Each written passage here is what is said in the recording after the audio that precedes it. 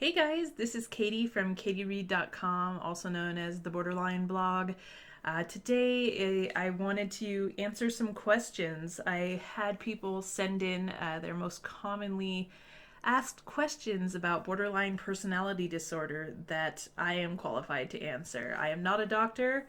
I am a person who has borderline personality disorder, and so I told people that I would do a video answering some of the questions about BPD.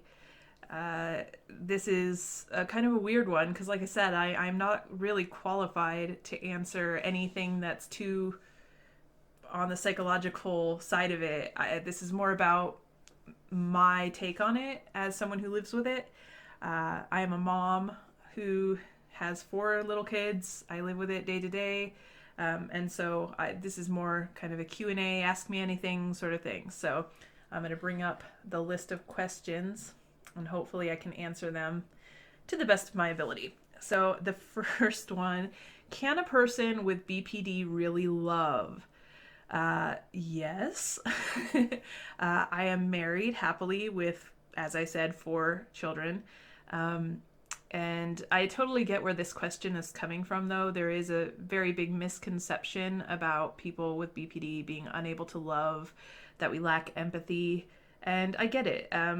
One of the things about borderline is that we have a hard time regulating emotions, and we are very good at cutting off our emotions when need be. It's a way of protecting ourselves. Um, I was married before. My first husband and I thankfully didn't have children, so that's a good thing. Um, and I did love my first husband, don't get me wrong, but our relationship wasn't the best, obviously.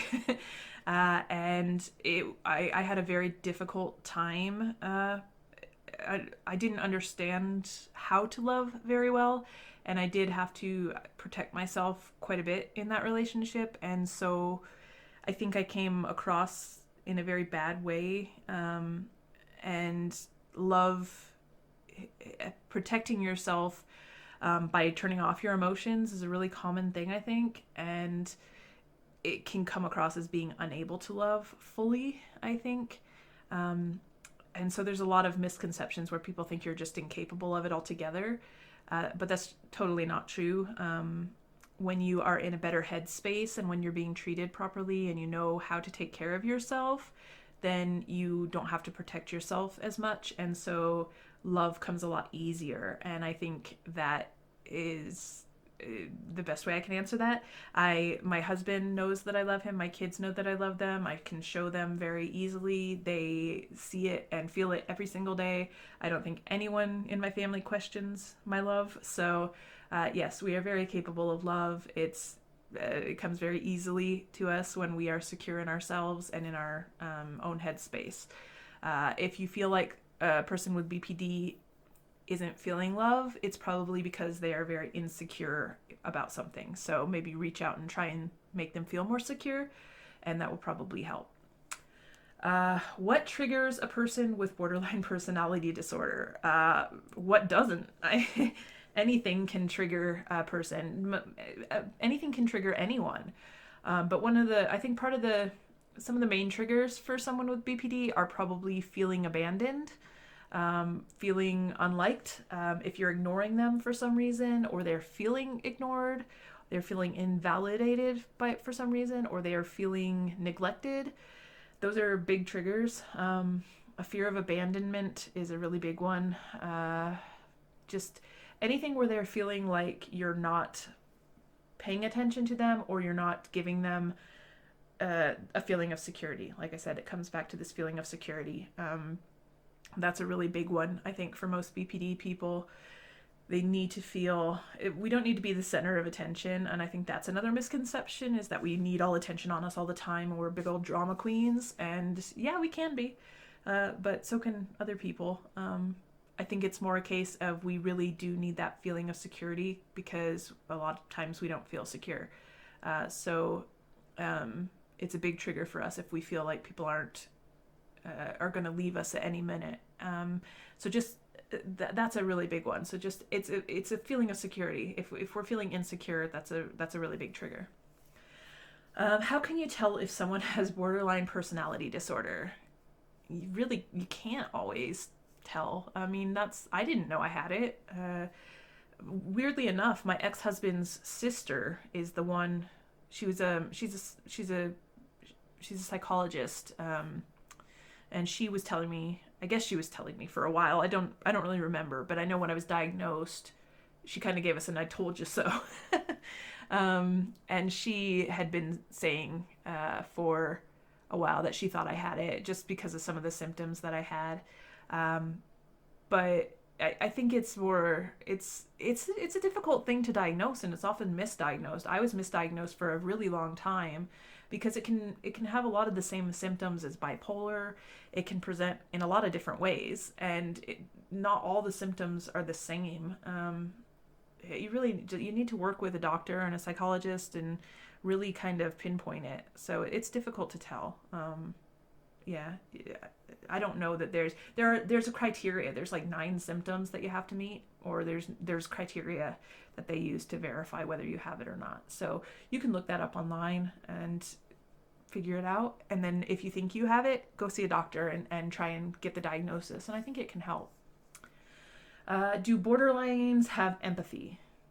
Yes, we do. Me, very much so. I am very empathic. I have a lot of trouble actually with it because I feel things very, very strongly. And if I feel someone's suffering or if I feel someone is upset, it really, like, I have a really hard time with it. I feel overly upset myself, overly, like, emotional. And that's a really big problem for me. And it can cause a lot of havoc in my life because I can't cope with it. Like it can cause panic attacks for me. I get really, really upset when other people are upset. So yeah, we can definitely feel empathy. Again, I think it's that misconception. Just like we can feel love, we can feel empathy. Do people with BPD lie? Everybody lies, yes. Just like everybody else, we lie. I think BPD people, there's a lot of things that I'm ashamed of in my past, and lying has been one of those things that yeah.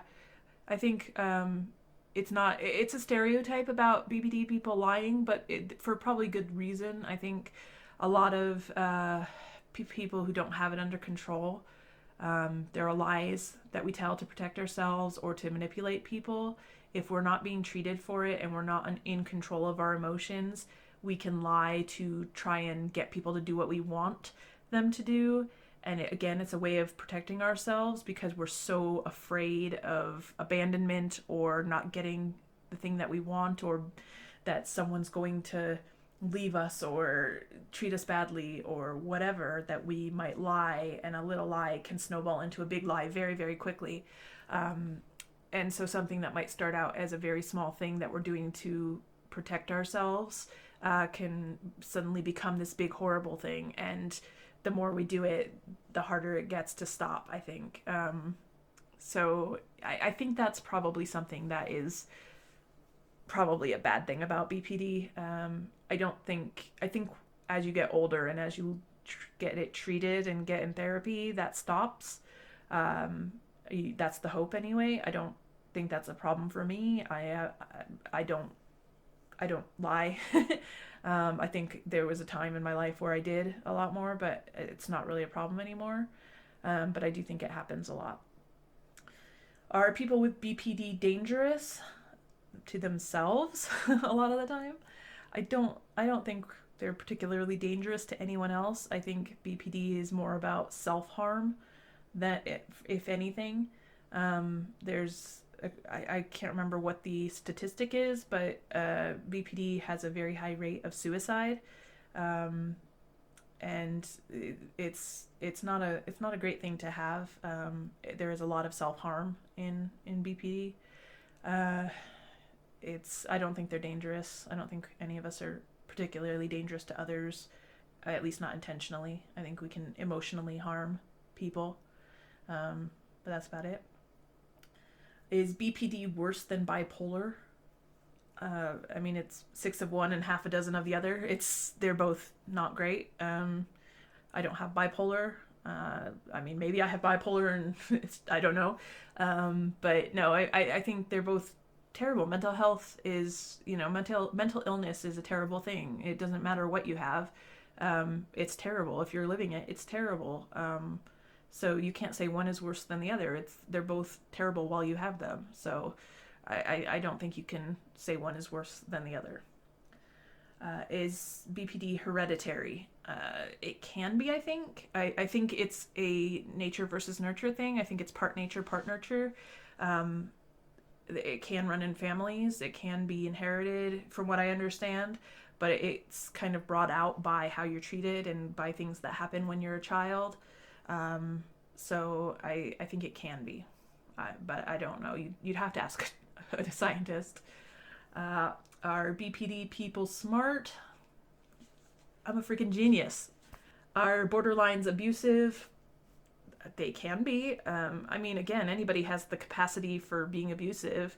Again, I think the stereotype is that we're abusive mentally or emotionally, in that we manipulate and get people, like, we emotionally abuse them. I don't think, again, with the dangerous question, I don't think we're, like, physically abusive for the most part. I think some people can be, and it's like some people are abusive, some people have BPD, and there is a cross section of that, but I don't think, like, by nature we're abusive. But I think there can be some mental abuse or emotional abuse that's part of it at times. Again, if you're under control, if your mental health is under control, I don't think that's a problem. Why do borderlines split? Splitting in borderline is something where you're seeing things as all good or all bad. It's one of the things that makes borderline. It is, sorry, my kids just came home, so I might have to pause this. Okay, so splitting is this thing in borderline where you see everything as either all good or all bad. And I don't know why it happens, but it's a very big thing in borderline, and I think it's kind of why it's called borderline, because it's like the border of good and bad. At least that's kind of how I see it.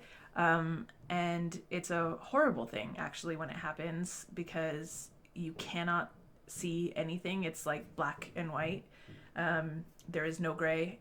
You can I look at my husband sometimes when I'm having an episode of splitting, and I will see our 10 years together, and I have, 4 wonderful children. We have 10 wonderful years. We have a beautiful house. We have a beautiful life together. But if I am seeing him as, if I'm angry, if I'm upset with him, then all of that is erased. None of that is good. Every single thing is bad. All of our, all of that is just gone. Everything is bad. Like, there is nothing he's ever done that has been good. Like, nothing. Like, our children are terrible. Like, I wish I hadn't had them. Our house is the most disgusting place in the world. He's, abused me for all of that 10 years. Everything has been a waste of time, and my whole life is awful, and I should be dead. And that's just how it is. And you can imagine how horrible that is to feel. And when you come out of it, just, like, remembering how awful that felt, it's just one of the worst things in the world. And I wish I knew why that happened, because if I knew why, then maybe I could stop it from happening. Thankfully, it doesn't happen very often any longer. But man, when it does, it is truly, truly terrible. The last time it happened to me was about 2.5 years ago. I was pregnant at the time with my youngest son. And it was so bad. I was about 6 months pregnant, and I actually, it was so bad, I actually had an episode of self-harm, which, as you can imagine, being pregnant, that was pretty terrifying. I don't like it. It's awful. Splitting is a really bad thing. So there you go. That's about all the questions I have time for. My kids and husband just got home from the gym, and I'm gonna go say hi to them. I hope these answered some of the questions. If you have any more, go ahead and leave a comment. I would love to answer them. I'm gonna be posting the first episode of my podcast soon, so give that a listen if you will. I'm gonna be having different episodes focusing on different aspects of borderline, so if you want to give me some comments on that would be great. If you have any questions or anything you want me to focus on, or anything really you want to know about, just let me know, because I'd be happy to talk about it. If there's just anything you want to know about borderline personality disorder, how it is to live with it, if you want to hear from friends or family members, let me know. I'd be absolutely interested in hearing from you. And yeah, and I will talk to you guys soon. Bye. You are crazy, you're unreal, you are foolish, you're insane, nonsensical, preposterous, a nightmare inhumane. You're not funny, weird and quirky, far out kooky, strange and queer, social pariah, after attention, just a drama queen, my dear. In other words, you're on the borderline, on the borderline, on the borderline. Just can't deny it, you're on the borderline, on the borderline, on the borderline.